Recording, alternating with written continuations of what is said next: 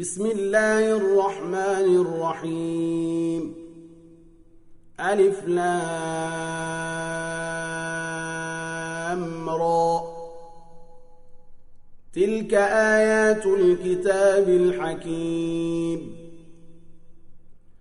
أكان للناس عجبا أن أوحينا إلى رجل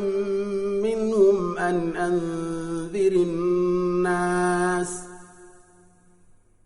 وبشر الذين آمنوا أن لهم قدم صدق عند ربهم. قال الكافرون إن هذا لسحر مبين. إن ربكم الله الذي خلق السماوات والأرض في 6 أيام ثم استوى على العرش يدبر الأمر ما من شفيع إلا من بعد إذنه. ذلكم الله ربكم فاعبدوه أفلا تذكرون. إليه مرجعكم جميعا وعد الله حقا. إنه يبدأ الخلق ثم يعيده ليجزي الذين آمنوا وعملوا الصالحات بالقسط والذين كفروا لهم شراب من حميم وعذاب أليم بما كانوا يكفرون. هو الذي جعل الشمس ضياء والقمر نورا وقدره منازل لتعلموا عدد السنين والحساب.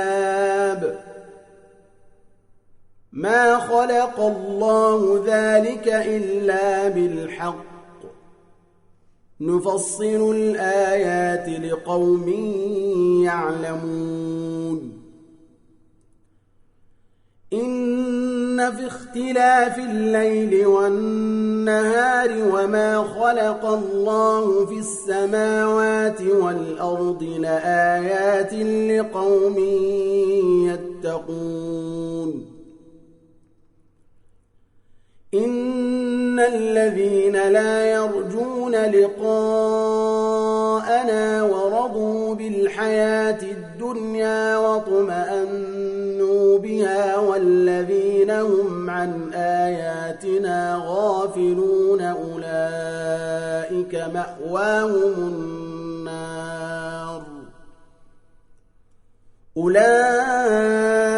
مأواهم النار بما كانوا يكسبون. إن الذين آمنوا وعملوا الصالحات يهديهم ربهم بإيمانهم تجري من تحتهم الأنهار في جنات النعيم. دعواهم فيها سبحانك اللهم وتحيتهم فيها سلام وآخر دعواهم أن الحمد لله رب العالمين. ولو يعجل الله للناس الشر استعجالهم بالخير لقضي إليهم أجلهم فنذر الذين لا يرجون لقاءنا في طغيانهم يعمهون. وإذا مس الإنسان الضر دعانا لجنبه أو قاعدا أو قائما فلما فلما كشفنا عنه ضره مر كأن لم يدعنا إلى ضر مسه كذلك زين للمسرفين ما كانوا يعملون ولقد أهلكنا القرون من قبلكم لما ظلموا وجاءتهم رسلهم بالبينات وما كانوا ليؤمنوا كذلك نجزي القوم المجرمين ثم جعلناكم خلائف في الأرض من بعدهم لننظر كيف تعملون وإذا تتلى عليهم آياتنا بينات قال الذين لا يرجون لقاء نأت بقرآن غير هذا أو بدل قل ما يكون لي أن أبدله من تلقاء نفسي إن أتبع إلا ما يوحى إلي إني أخاف إن عصيت ربي عذاب يوم عظيم قل لو شاء الله ما تلوته عليكم ولا أدراكم به فقد لبثت فيكم عمرا من قبله أفلا تعقلون فمن أظلم ممن افترى على الله كذبا أو كذب بآياته إنه لا يفلح المجرمون ويعبدون من دون الله ما لا يضرهم ولا ينفعهم ويقولون هؤلاء شفعاؤنا عند الله قل أتنبئون الله بما لا يعلم في السماوات ولا في الأرض سبحانه وتعالى عما يشركون وما كان الناس إلا أمة واحدة فاختلفوا ولولا كلمة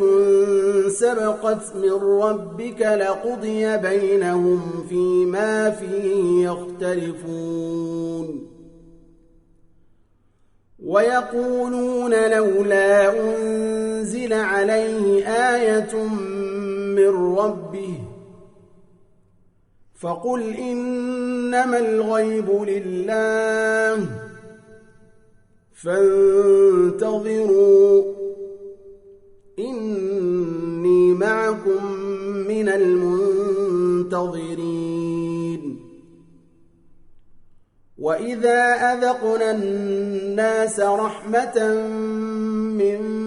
بعد ضراء مستهم إذا لهم مكر في آياتنا قل الله أسرع مكرا إن رسلنا يكتبون ما تمكرون هو الذي يسيركم في البر والبحر حتى إذا كنتم في الفلك وجرين بهم بريح طيبة وفرحوا بها جاءتها ريح عاصف وجاءهم الموج من كل مكان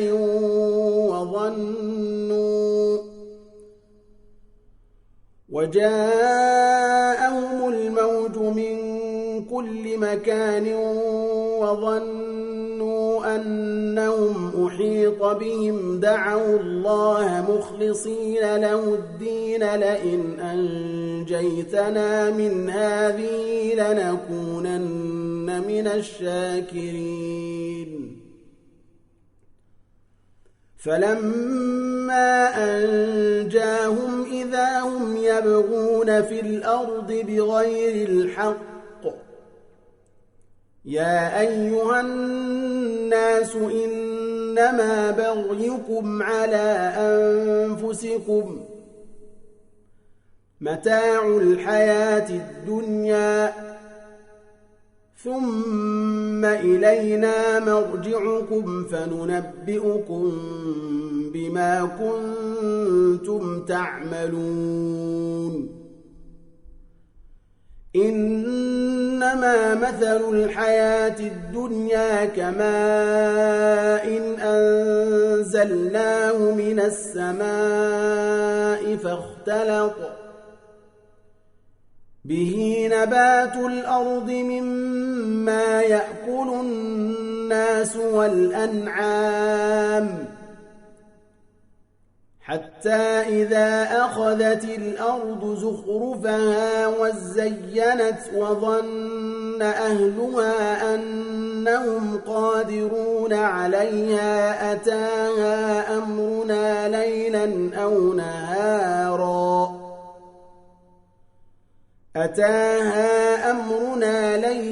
أو نهارا فجعلناها حصيدا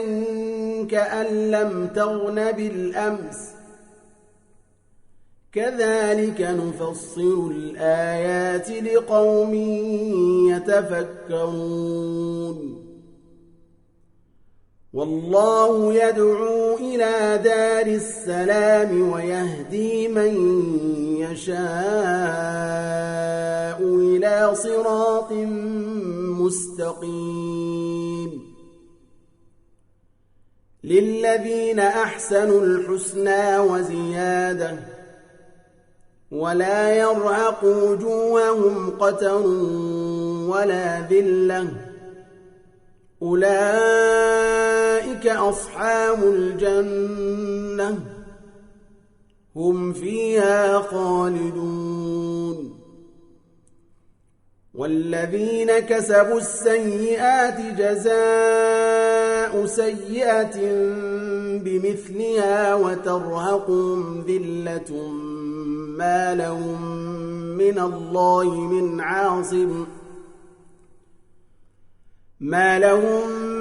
الله من عاصم كأنما أغشيت وجوههم قطعا من الليل مظلما أولئك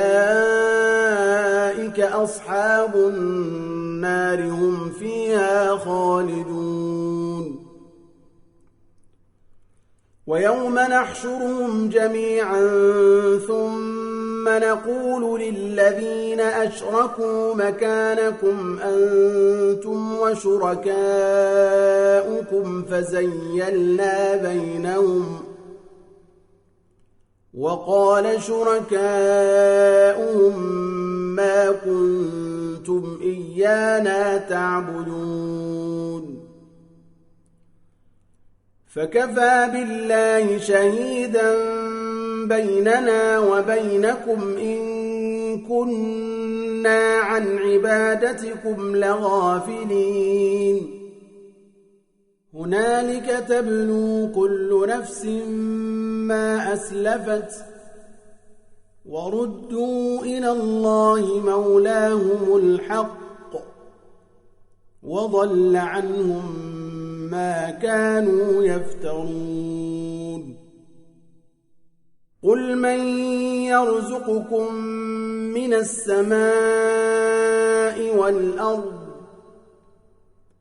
أمن يملك السمع والأبصار ومن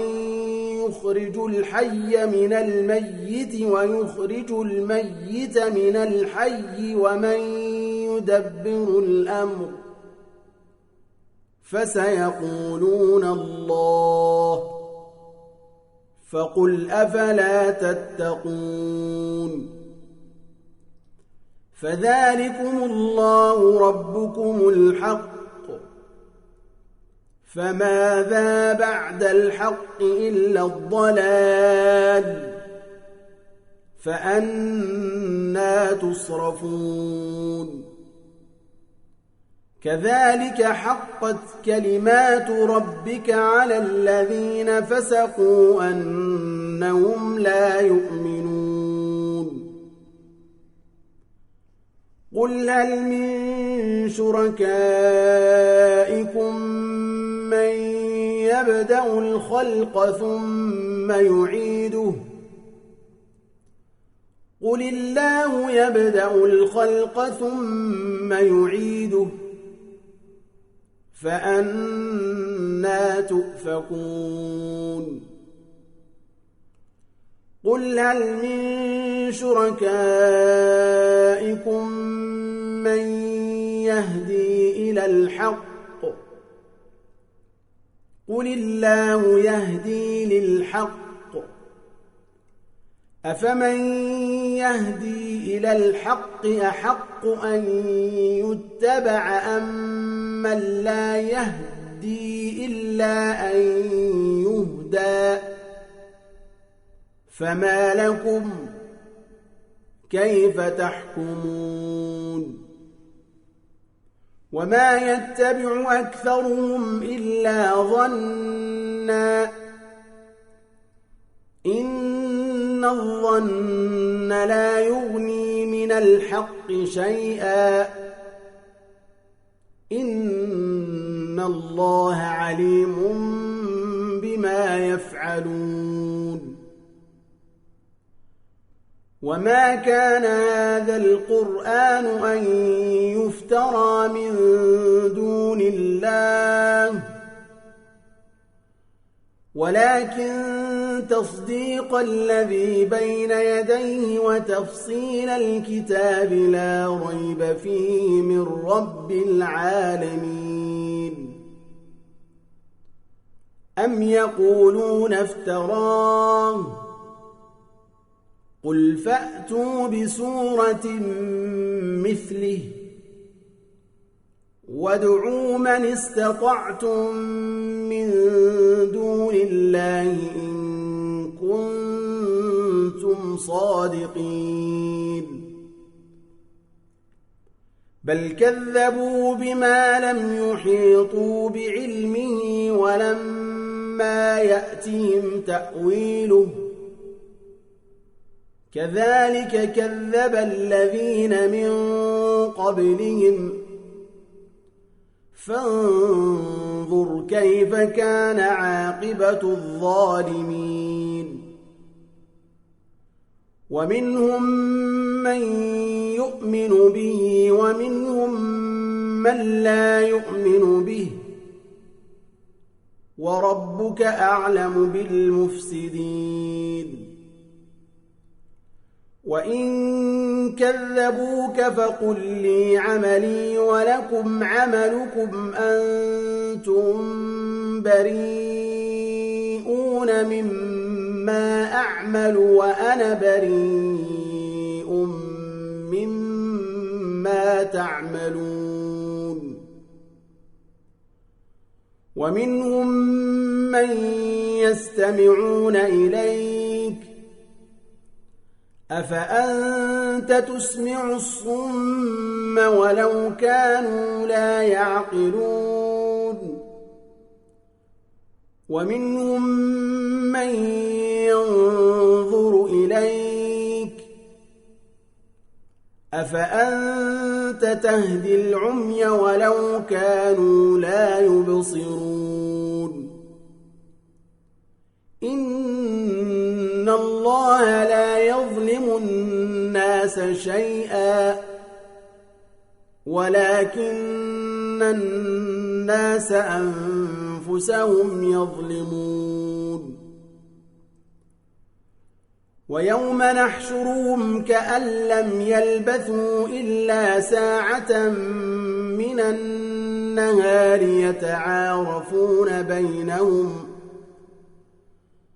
قد خسر الذين كذبوا بلقاء الله وما كانوا مهتدين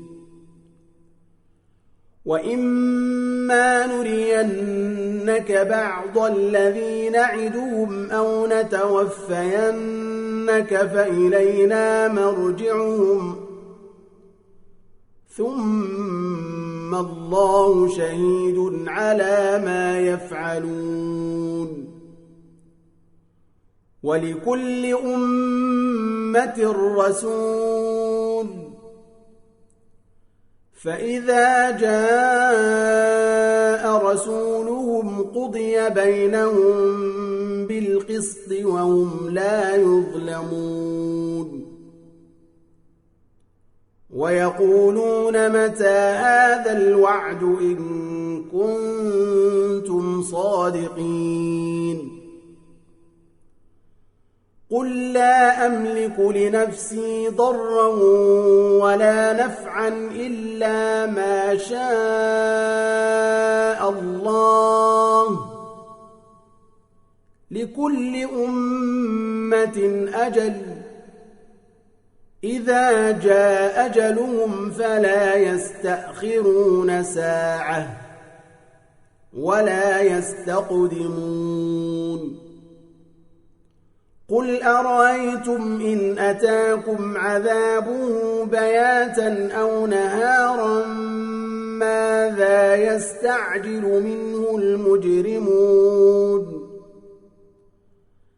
أثم إذا ما وقع آمنتم به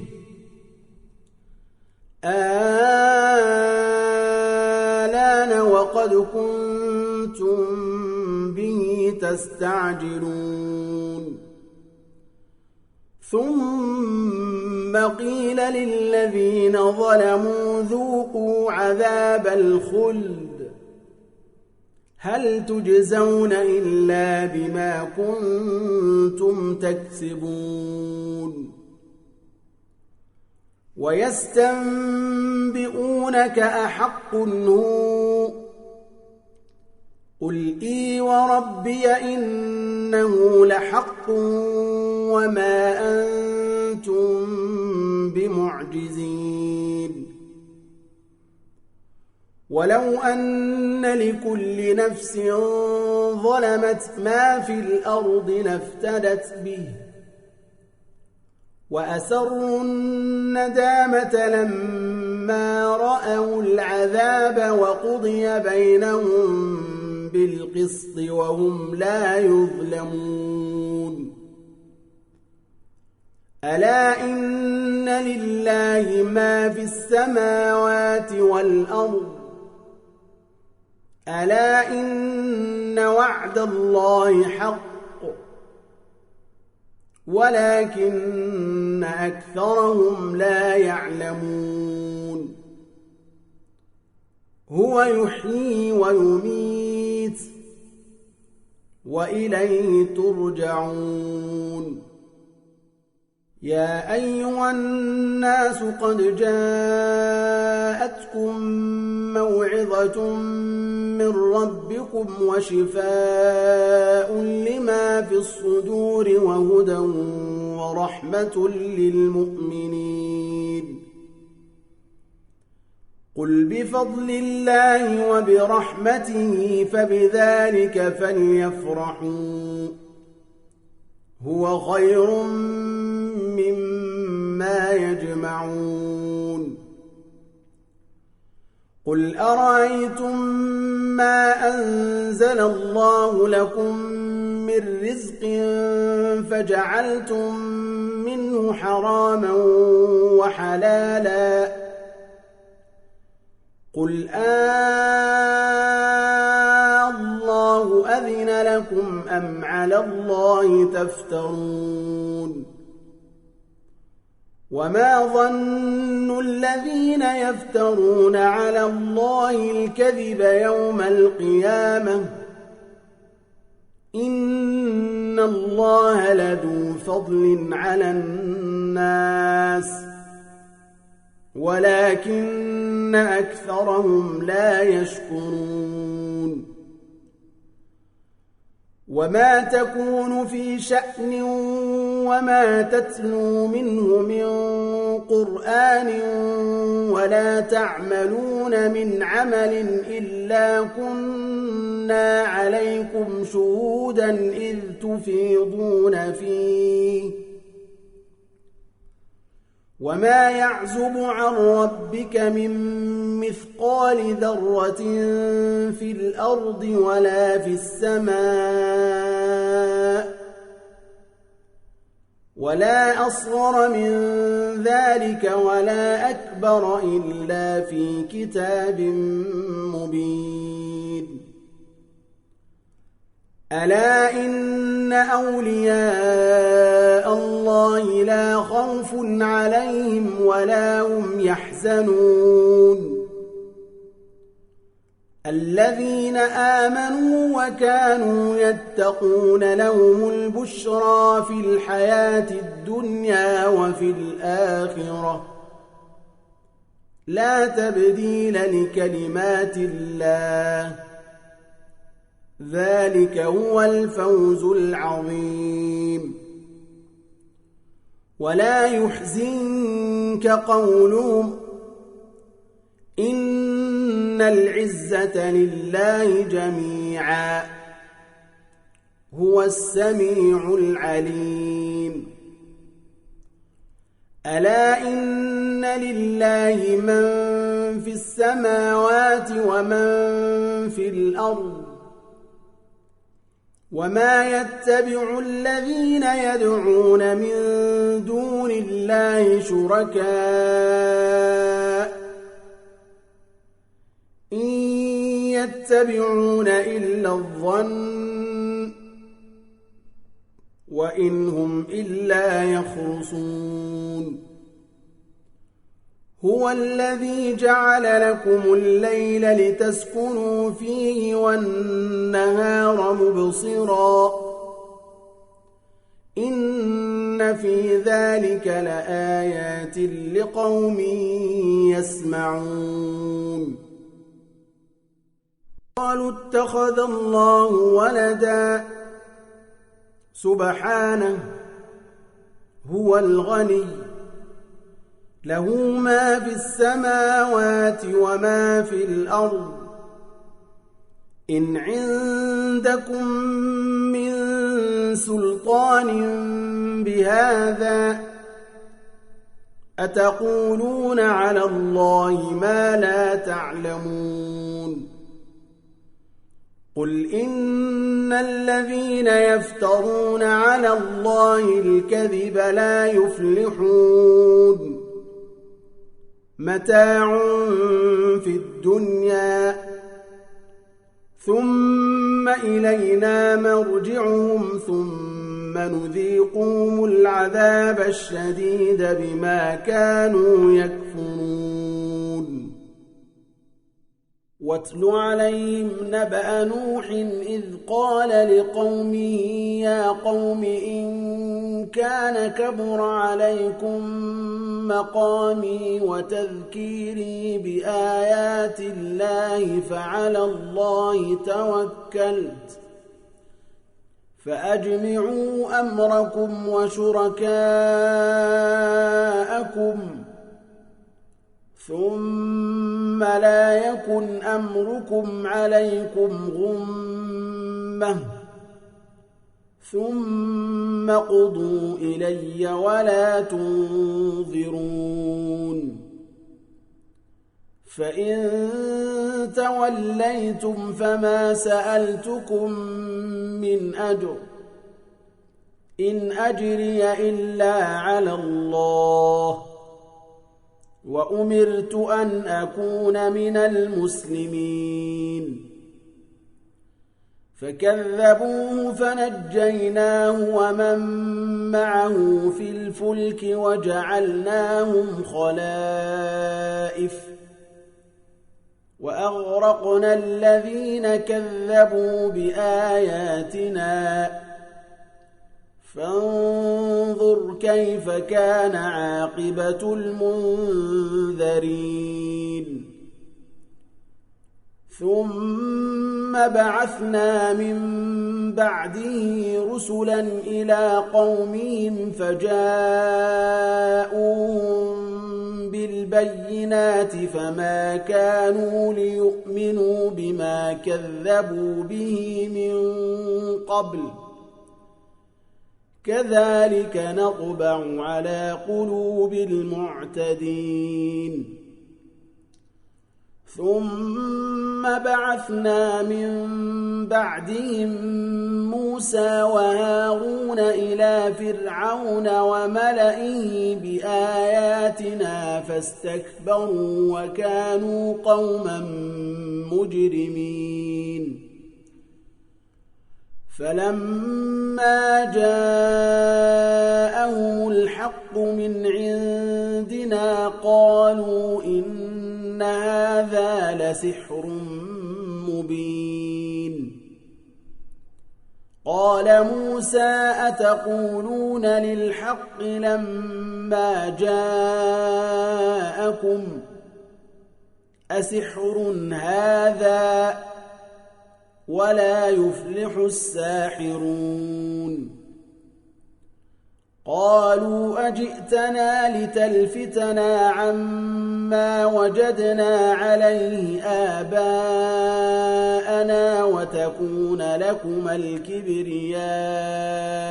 في الأرض وما نحن لكما بمؤمنين وقال فرعون ائتوني بكل ساحر عليم فلما جاء السحرة قال لهم موسى ألقوا ما أنتم ملقون فلما ألقوا قال موسى ما جئتم به السحر إن الله سيبطله إن الله لا يصلح عمل المفسدين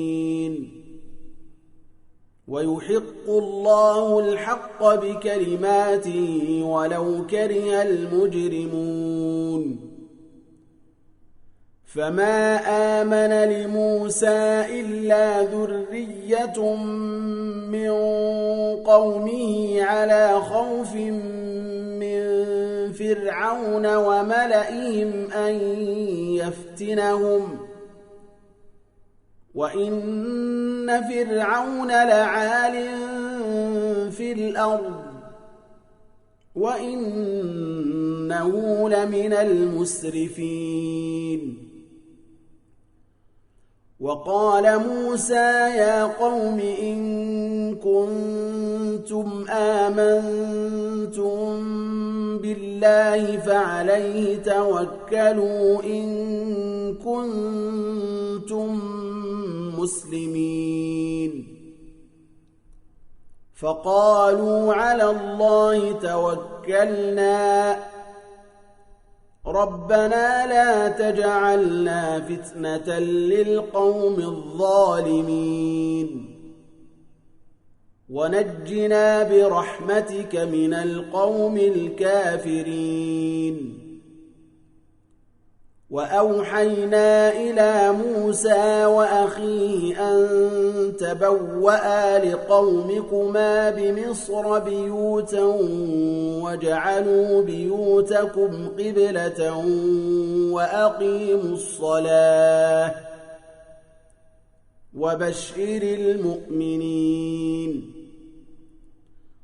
وقال موسى ربنا إنك آتيت فرعون وملأه زينة وأموالا في الحياة الدنيا ربنا ليضلوا عن سبيلك ربنا اطمس على